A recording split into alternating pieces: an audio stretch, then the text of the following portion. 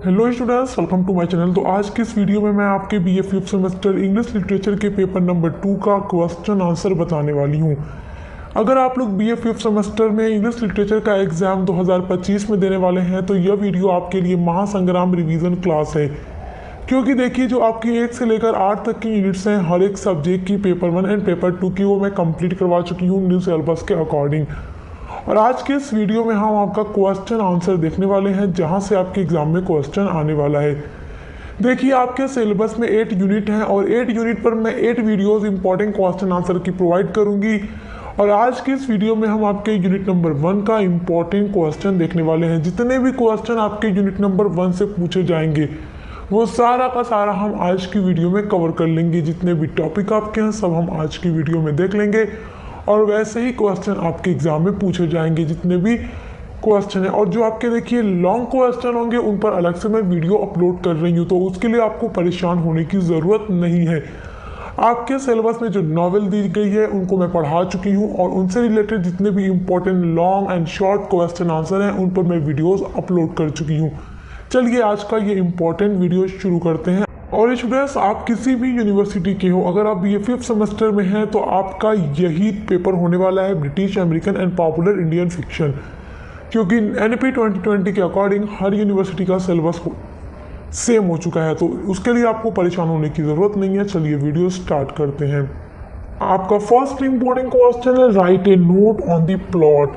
देखो, प्लॉट क्या होता है, इस पर क्वेश्चन आपका जरूर पूछेगा और जितने भी आपके शॉर्ट क्वेश्चन आंसर आएंगे वो हम आज की वीडियो में कवर कर लेंगे। देखो, प्लॉट क्या होता है ये कई बार मैं आपको बता चुकी हूँ। आप 4 सेमेस्टर तक पढ़ते आ चुके हैं हमारे साथ इंग्लिश लिटरेचर, तो मैंने आपको पूरा समझा दिया है। अगर ये शॉर्ट में पूछ दे तो आप कैसे लिखेंगे। ए plot is a narrative of events. देखो, नरेटिव मतलब होता है कथानक, इवेंट्स मतलब घटनाओं का। तो एक कथानक घटनाओं की एक कथा होती है। The emphasize falling on causality, the king died and then the queen died of grief is a plot. देखो, प्लॉट क्या होता है, जिसमें राजा की मृत्यु हो जाती है और उसके बाद रानी की दुख से मृत्यु हो जाए अगर, तो इसी चीज़ पर जोर दिया जाता है। तो ये क्या होता है, ये प्लॉट होता है। प्लॉट का मतलब होता है कि इसकी स्टोरी देखो यहाँ से अगर शुरू हो रही है तो एक सीक्वेंस में जितने भी घटनाएं स्टोरी में हो रही हैं फिर यहाँ पर आकर स्टोरी एंड हो जाती है। तो एक सीक्वेंस में जितने भी इवेंट्स होते हैं स्टोरी के अंदर, नॉवेल के अंदर, वो प्लॉट कहा जाता है। तो आई होप आप समझ गए होंगे। वैसे भी क्लासेस करा दी है तो आपको परेशान होने वाली कोई बात है ही नहीं। अगला आपका क्वेश्चन है, right the kinds of plot. Plot के काइंड्स क्या है। देखो, वेरी शॉर्ट में ना ऐसे ही क्वेश्चन पूछे जाएंगे। तो प्लॉट्स के काइंड्स यानी प्रकार कितने हैं, तो इसका आंसर होगा आपका, नॉवेल्स प्लॉट में be divided into 2 kinds. Novel का जो प्लॉट होता है वो 2 भागों में बांटा जाता है। फर्स्ट है a simple plot and second है ए कॉम्प्लेक्स प्लॉट। यानी कि एक सिंपल प्लॉट होता है जो बहुत ही सिंपल होता है, दूसरा कॉम्प्लेक्स प्लॉट होता है किसी भी नॉवेल का। थर्ड आपका इंपॉर्टेंट क्वेश्चन है, what is the structure of plot. This is very important question. देखिए, ये क्वेश्चन आपके लिए बहुत इंपॉर्टेंट है। What is the structure of plot. Plot का स्ट्रक्चर क्या होता है। देखो, ये तो सबसे पहले ही मैं आपको पढ़ा चुकी हूँ जब आप लोग फर्स्ट सेमेस्टर में थे, बीए फर्स्ट सेमेस्टर में इंग्लिश लिटरेचर में पढ़ा चुकी हूँ। देखो, प्लॉट का जो स्ट्रक्चर होता है उसमें ना the parts of the plots are exposition. Exposition मतलब स्टार्ट होना, शुरू होना, rising action, climax, falling action and resolution. देखो, किसी भी स्टोरी नॉवेल के प्लॉट में क्या होता है, देखो, exposition, rising action, climax, falling action and resolution, ये 5 इंपॉर्टेंट स्ट्रक्चर होते हैं। इन्हीं 5 स्ट्रक्चर से मिल करके प्लॉट बनता है। एक्सपोजिशन का मतलब स्टोरी की शुरुआत होना।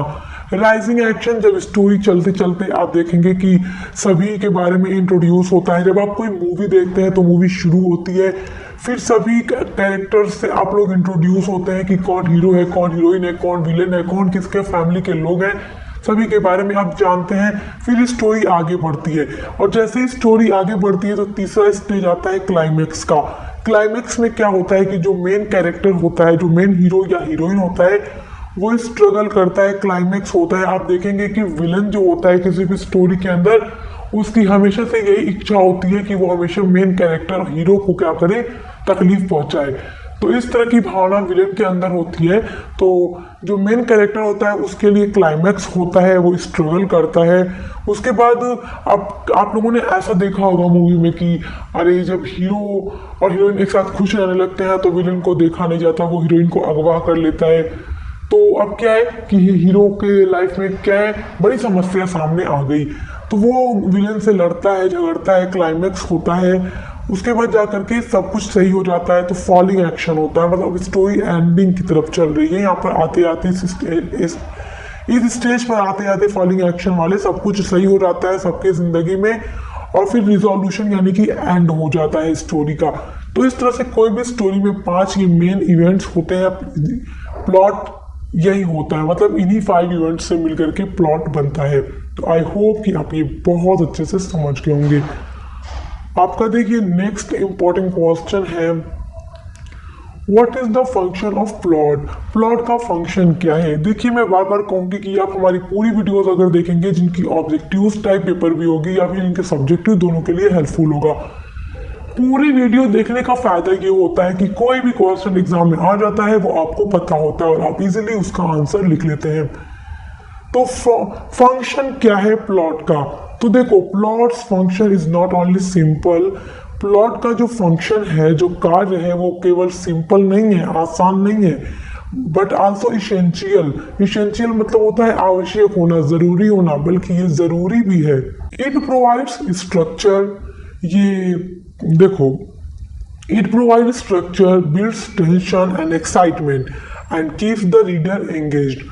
देखो जो प्लॉट होता है उसका फंक्शन क्या है, उसके कार्य क्या है, वो स्टोरी में क्या क्या चीजें करता है, ये बहुत जरूरी होता है। देखो प्लॉट ही तो सब कुछ है। जब कोई राइटर स्टोरी लिखने के बारे में, नॉवेल लिखने के बारे में सोचता है तो सबसे पहले वो उसका प्लॉट तैयार करता है कि स्टोरी में पूरी इवेंट्स क्या होंगी, क्या क्या चीजें स्टोरी के अंदर होंगी, कितने कैरेक्टर्स होंगे, इन सारी चीजों के बारे में। तो जो प्लॉट होता है उसका पहला कार्य ये है कि ये स्ट्रक्चर को प्रोवाइड करता है। इस स्ट्रक्चर में आप देखेंगे ये सारी चीजें आ गई, exposition, rising action, climax, falling action and resolution.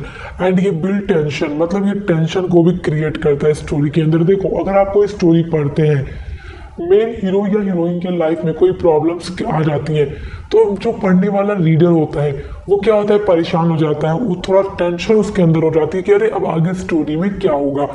तो प्लॉट क्या करता है, टेंशन को भी क्रिएट करता है एंड एक्साइटमेंट भी लेकर आता है रीडर के माइंड में कि आगे क्या होगा, क्या होगा, क्या होगा, इस तरह से। And keeps the reader engaged, और रीडर को यानी पाठक को, आप पढ़ने वाले हैं तो आप रीडर कहे जाएंगे, तो अपने आप से बांधे रखता है, जोड़े रखता है स्टोरी। आप इसी तरह से पूरी स्टोरी पढ़ जाते हैं। मतलब इस तरह की एक्साइटमेंट राइटर लिख देता है कि पढ़ने वाले को आगे क्या होगा, क्या होगा, यही सोचकर पूरा स्टोरी पढ़ डालता है। जैसे अगर आप लोग कोई ड्रामा देखते हैं, कोई मूवी देखते हैं, अरे आगे क्या होगा, क्या होगा, क्या होगा, तो आपके अंदर एक्साइटमेंट आती है। तो आप इससे क्या करते हैं कि पूरी जो मूवी होती है या ड्रामा होता है आप देख डालते हैं। तो वही चीजें होती हैं प्लॉट के फंक्शन। नेक्स्ट इंपॉर्टेंट क्वेश्चन देखिए आप। नेक्स्ट आपका इंपॉर्टेंट क्वेश्चन है, written in short about characterisation.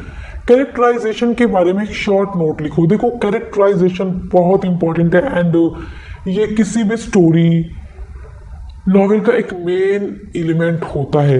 Without characterisation कोई भी स्टोरी हम इमेजिन कर ही नहीं सकते। कैरेक्टराइजेशन का मतलब होता है कैरेक्टर्स का होना। जब भी कोई राइटर स्टोरी लिखता है उसमें कोई ना कोई कैरेक्टर जरूर होता है। जैसे आप लोगों ने अपने सिलेबस में पढ़ा सोफोक्लिस का ट्रेजेडी ओडिपस रेक्स। तो ओडिपस क्या है, मेन कैरेक्टर है। और आपने डॉलर बहू पढ़ा, उसमें आपने कैरेक्टर्स देखे। तो इस तरह से वो कैरेक्टर्स के बिना स्टोरी हो ही नहीं सकती। तो first and principally the characterization should be good. तो सबसे पहले फर्स्ट एंड प्रिंसिपली, सबसे पहले और मुख्य रूप से characterization should be good. Character अच्छा होना चाहिए स्टोरी के अंदर या नॉवल के अंदर। Proprietary is the second request of the characters. देखो प्रोप्रिएटी मतलब होता है औचित्य। तो औचित्य जो होता है सेकेंड रिक्वायरमेंट होती है किसी भी कैरेक्टर में। एंड थर्ड रिजेम्बलेंस, और थर्ड होती है समानता। एंड फोर्थ इज इंफॉर्मिटी, और चौथी होती है सूचना। तो ये चार इंपॉर्टेंट चीज़ें हैं कैरेक्टराइजेशन की। कैरेक्टर के बिना देखो स्टोरी हो ही नहीं सकती। तो ये क्वेश्चन आपका बहुत ज़्यादा इंपॉर्टेंट है। नेक्स्ट आपका क्वेश्चन देखेंगे, what are the features of characterization. Characterization के फीचर्स क्या क्या है। देखो द 5 फीचर्स ऑफ कैरेक्टराइजेशंस। देखो कैरेक्टराइजेशन के 5 फीचर्स हैं। फर्स्ट है फिजिकल डिस्क्रिप्शन यानी कि शारीरिक विवरण। सेकेंड है एक्शन इनर थॉट। सेकेंड है एक्शन यानी कि क्रिया। थर्ड है इनर थॉट्स यानी कि आंतरिक विचार। फोर्थ है रिएक्शन यानी कि प्रतिक्रियाएं। एंड 5 है स्पीच। तो ये 5 महत्वपूर्ण फीचर्स कैरेक्टराइजेशन के हैं। देखो कैरेक्टराइजेशन जो मेन कैरेक्टर स्टोरी के अंदर होता है, ये सारे फीचर्स उसके अंदर हमें देखने को मिलते हैं। आपका नेक्स्ट इंपॉर्टेंट क्वेश्चन है, what is the importance of characterization. Characterization की इंपॉर्टेंस क्या है। कैरेक्टराइजेशन से ये बात याद रखिएगा, जो स्टोरी के अंदर कैरेक्टर्स होते हैं उन्हीं की बात हो रही है। देखिए characterization is an important part of literature. ये लिटरेचर का बहुत ही इम्पॉर्टेंट पार्ट होता है बिकॉज क्योंकि ऑथर्स रैली ऑन, ऑथर्स भरोसा रखता है ऑन दिस डिवाइस, इस डिवाइस पर। रैली का मतलब भरोसा रखना, इस डिवाइस पर। डिवाइस का मतलब कैरेक्टराइजेशन के लिए यूज हो रहा है। To create functional and significant characters. तो ऑथर्स देखो यकीन रखता है इस डिवाइस पर, किस लिए, क्रिएट करने के लिए एक फंक्शनल एंड सिग्निफिकेंट कैरेक्टर को। तो इसलिए कैरेक्टराइजेशन बहुत इंपॉर्टेंट डिवाइस है किसी भी नॉवेल या स्टोरी के अंदर। नेक्स्ट आपका इंपॉर्टेंट क्वेश्चन है, what are the main types of characterization. Characterization के मेन टाइप्स क्या क्या है। There are 2 major types of characterization. यहाँ पर 2 मेजर टाइप हैं, प्रकार हैं कैरेक्टराइजेशन के, कॉमनली यूज्ड इन वर्क्स, जो कि यूज किए जाते हैं वर्क्स में। एक है डायरेक्ट कैरेक्टराइजेशन एंड सेकेंड है इनडायरेक्ट कैरेक्टराइजेशन। तो यही 2 तरह के कैरेक्टराइजेशन सामान्य रूप से किसी भी लिटरेचर के वर्क में यूज किए जाते हैं। कौन कौन से। फर्स्ट है डायरेक्ट कैरेक्टराइजेशन, सेकेंड है इनडायरेक्ट कैरेक्टराइजेशन। आपका अगला इंपॉर्टेंट क्वेश्चन है, what is art of characterization by Chaucer. देखो चौसर के द्वारा कैरेक्टराइजेशन का आर्ट क्या है। तो आपका ये क्वेश्चन बहुत इंपॉर्टेंट है क्योंकि देखो चौसर बहुत ही फेमस पोइट रह चुके हैं इंग्लिश लिटरेचर में, तो आपके लिए ये जरूरी है। His art of characterization is especially marked by 3 things, namely realism, types and individuals, and wit and humors. देखो his art of characterization is especially marked by 3 things. देखो जो उनकी कला है वो स्पेशली 3 चीज़ों द्वारा मार्क की जा चुकी है, चिन्हित की जा चुकी है, जिनका नाम है रियलिज्म यानी यथार्थवाद, और सेकेंड है टाइप्स एंड इंडिविजुअल्स, दूसरा है आपका प्रकार और व्यक्ति, तथा थर्ड है वीट एंड ह्यूमर, बुद्धि और हास्य। तो ये 3 टाइप के कैरेक्टराइजेशन है according to Chaucer. Next important question है आपका, why is characterization important to the theme. Why is characterization important. Characterization important क्यों है टू थीम। थीम के लिए देखो क्यों इंपॉर्टेंट है ये। इन ए लिटरेरी वर्क, एक साहित्यिक वर्क में कैरेक्टराइजेशन कैन कंट्रीब्यूट, कैरेक्टराइजेशन योगदान दे सकता है to theme by providing depth. Depth का मतलब होता है गहराई, to the topic of, topic the theme is related to. देखो इसका मतलब ये होता है कि जिस टॉपिक से रिलेटेड कोई थीम है तो उसकी गहराई प्रदान करना, उसको गहराई प्रदान करना कैरेक्टराइजेशन का एक समझ लो काम होता है। क्योंकि कोई भी स्टोरी के अंदर कैरेक्टर्स ही होता है जो स्टोरी को आगे बढ़ाता है, स्टोरी को नरेट करता है, और कोई ना कोई इवेंट्स जो होते हैं वो कैरेक्टर्स के ही इर्द गिर्द स्टोरी में होते रहते हैं। तो उसकी थीम को गहराई तक ले जाने का काम कैरेक्टर का ही होता है। आपका नेक्स्ट क्वेश्चन देखते हैं, व्हाट इज नरेटिव टेक्निक। देखिए नरेटिव टेक्निक बहुत इंपॉर्टेंट है और ये आपके एग्जाम में जरूर पूछा जाएगा वेरी शॉर्ट में। देखिए नरेटिव टेक्निक क्या होता है, ये मैं आपको फर्स्ट सेमेस्टर में भी पढ़ा चुकी हूँ, और आप देखेंगे आपका जो इंग्लिश लिटरेचर का पेपर नंबर 2 है इसमें आपको बहुत सारे टॉपिक ऐसे देखने को मिलेंगे जो अभी तक आप फर्स्ट सेकेंड थर्ड सेमेस्टर तक पढ़ चुके हो इंग्लिश लिटरेचर में, तो आपके लिए काफ़ी ज़्यादा इजी भी है। और जो आपके इंग्लिश लिटरेचर का पेपर नंबर 1 है, उसकी जो 1 से लेकर 8 तक की यूनिट्स का मोस्ट इंपॉर्टेंट क्वेश्चन आंसर है, एंड जो महासंग्राम रिवीजन क्लास एग्जाम 2024-25 के लिए है, वो मैं चैनल पे अपलोड कर चुकी हूँ, तो आप उसके लिए विजिट जरूर कीजिएगा। एंड आपके रिलेशन में, आपके दोस्तों में कोई भी फर्स्ट और थर्ड सेमेस्टर में भी होगा तो उसके साथ हमारे चैनल को शेयर जरूर कीजिएगा, क्योंकि हर एक सब्जेक्ट की क्लासेस यहाँ कराई जा रही है। चलिए तो नरेटिव टेक्निक को देखते हैं। Narrative technique is a method and literary device a writer uses to craft the element of a story. A narrative technique is a method, ये मेथड होता है और एक लिटरेरी डिवाइस होता है, राइटर यूज करता है अपने स्टोरी के अंदर। यह स्टोरी का एलिमेंट होता है। देखो आप लोग जब ये फर्स्ट सेमेस्टर में, तो मैंने आप लोगों को एक टॉपिक पढ़ाया था एलिमेंट ऑफ शॉर्ट स्टोरी, उसमें आप लोगों ने पढ़ा plot, characterization, narrative technique and structure. तो वही नरेटिव टेक्निक यहाँ पर भी आपसे पढ़ने को कह रहा है, यही क्वेश्चन आपका है नरेटिव टेक्निक का। देखो नरेटिव टेक्निक क्या होता है, एक टेक्निक होती है जिसको राइटर अपने स्टोरी में यूज करता है और अपने रीडर से, अपने ऑडियंस से डायरेक्ट किस तरीके से बात करनी है, कैसे कम्युनिकेट करना है वो बताता है। वो डायरेक्ट अपने रीडर से बात करता है, मतलब उसके बात करने की जो टेक्निक होगी वो किस तरह की होगी। आप देखेंगे स्टोरी में first person point of view भी होता है, second person point of view भी होता है, third person point of view भी होता है, तो ये सब इसके अंदर इंक्लूड किए जाते हैं। नेक्स्ट आपका इंपॉर्टेंट क्वेश्चन है, what is the main narrative technique. Main narrative technique क्या क्या है, तो देखो narrative technique in A plot includes, जो प्लॉट में नरेटिव टेक्निक होता है वो इंक्लूड करता है, शामिल करता है बैक स्टोरी को, यानी पृष्ठभूमि की कहानी, मतलब ये जो पूरी स्टोरी है उसकी पृष्ठभूमि क्या है। सेकेंड आपका हो गया फ्लैशबैक, यानी कि स्मरण करना। आप देखोगे राइट, मतलब जो मेन कैरेक्टर होगा या फिर बहुत सारे ऐसे कैरेक्टर स्टोरी या नॉवेल के अंदर होते हैं जो पहले हो चुकी घटनाओं को सोचते हैं पीछे जा करके, वो फ्लैशबैक होता है। थर्ड है फ्लैश फॉरवर्ड, यानी कि झलक, मतलब आगे की झलक होती है। एंड फोर्थ है फोर शैडोइंग, इसका मतलब होता है आगे क्या होगा उसका पूर्वाभास हो जाता है। मतलब रीडर को, मतलब राइटर अपने स्टोरी में ऐसा कुछ हिंट दे देता है जिससे रीडर को ये पता चल जाता है कि आगे स्टोरी में क्या हो सकता है। आप लोगों ने बहुत सारी ऐसी मूवीज देखी होंगी जिसमें आपको बीच में ही समझ में आ जाएगा, देखना वीडियो, मतलब इस मूवी की एंडिंग में ऐसा कुछ होगा। तो ऐसा कैसे होता है, क्योंकि आपको ना हिंट दे दिया जाता है और वही हिंट होती है फोर शैडोइंग। तो याद रखिएगा, ऐसा ये जो एलिमेंट है लिटरेरी, ये राइटर भी अपने वर्क्स में यूज करता है। नेक्स्ट आपका इंपॉर्टेंट क्वेश्चन है, what is the main purpose of a novel. एक नॉवेल का मेन पर्पस क्या है। A novel is a piece of long narrative in literary prose. A novel is a piece of long narrative in literary prose। एक उपन्यास, novel मतलब उपन्यास, piece है long narrative, लंबी कथानक का साहित्यिक गद्य में। देखो नरेटिव का मतलब होता है कथानक, तो एक नॉवेल साहित्यिक गद्य में लंबी कथा का एक टुकड़ा होता है। Narrative prose is mean to entertain and tell a story. और नरेटिव प्रोज का मतलब होता है एंटरटेन करना, मनोरंजन करना, एंड टेल ए स्टोरी, और कहानी बताना। क्योंकि आप जब कोई नॉवेल पढ़ते हैं उसमें आपको मज़ा भी आता है, आप एंटरटेन भी होते हैं, एंड आपको स्टोरी भी पता चलती है।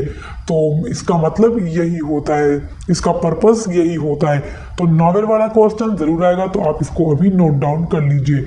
नेक्स्ट इंपॉर्टेंट आपका क्वेश्चन है, ये क्वेश्चन आपके लिए बहुत इंपॉर्टेंट है, ये टॉप लेवल का आपका क्वेश्चन है, आप इसको देखेंगे। What are the narrative techniques in style. Style मतलब शैली, तो शैली में नरेटिव टेक्निक क्या है। तो ये क्वेश्चन आपके लिए बहुत बहुत इंपॉर्टेंट है, इसको आप अभी नोट कर लीजिए, ये आपके एग्जाम में जरूर पूछा जाएगा। देखो style refers to the way a writer tells a story.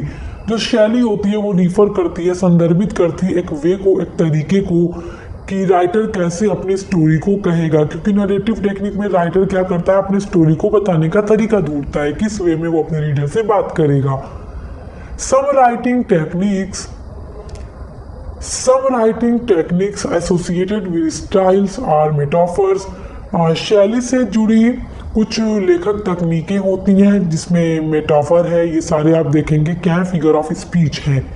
इन सभी का यूज़ करके राइटर अपनी टेक्निक बनाता है। सिमिलीज होता है, हाइपरबोल्स भी है, इमेजरी है, एलिटरेशन है एंड पर्सोनिफिकेशन है। ये सारे कुछ स्टाइल हैं, कुछ फिगर ऑफ स्पीच हैं जिनका यूज राइटर अपनी नैरेटिव टेक्निक इन स्टाइल में करता है। नेक्स्ट आपका इंपॉर्टेंट क्वेश्चन है, what are the elements of a novel. एक नॉवेल का एलिमेंट्स क्या है, नॉवेल के तत्व क्या क्या होते हैं। ये क्वेश्चन भी आपके लिए वेरी वेरी इंपॉर्टेंट है, टॉप लेवल का ये क्वेश्चन है, आप इसको नोट कीजिए। एक ये क्वेश्चन और एक ये क्वेश्चन। एलिमेंट्स क्या है नॉवेल के। The elements of a novel include, देखो एलिमेंट मतलब तत्व, नॉवेल के तत्व होते हैं, नॉवेल के तत्व में शामिल है plot, conflicts, character, setting, point of view, the theme. सबसे पहला तो प्लॉट होगा, क्योंकि बिना प्लॉट के कोई भी राइटर नॉवेल नहीं लिख सकता। सेकेंड होता है कॉन्फ्लिक्ट, यानी कि संघर्ष होना, मेन कैरेक्टर के लाइफ में संघर्ष होगा, इसमें कैरेक्टर भी जरूर होंगे, बिना कैरेक्टर नॉवेल नहीं लिखा जा सकता। एलिमेंट का मतलब होता है कि इसको लिखने के लिए किन किन एलिमेंट्स की नीड होगी। सबसे पहले राइटर प्लॉट रेडी करेगा, मेन कैरेक्टर के लाइफ में कॉन्फ्लिक्ट आएगा, और जब कॉन्फ्लिक्ट होगा तो जाहिर सी बात है कैरेक्टर होने चाहिए। सेटिंग होती है, मतलब कोई पॉइंट ऑफ व्यू होता है, और कोई ना कोई थीम जरूर होती है। इन सब चीजों के बिना कोई नॉवेल हो ही नहीं सकता। दे आर इसेंशियल, ये बहुत आवश्यक होते हैं, बिकॉज क्योंकि दे प्रोवाइड, ये प्रोवाइड करते हैं एक framework for the writer to tell their story. ये राइटर को एक फ्रेमवर्क यानी एक रूपरेखा प्रदान करते हैं अपनी स्टोरी कहने के लिए, क्योंकि बिना plot, conflicts, character, setting, theme के कोई नॉवेल हो नहीं सकता। और जब ये सब चीज़ें होंगी तभी इन्हीं का यूज़ करके राइटर अपनी स्टोरी को आगे बढ़ाता है।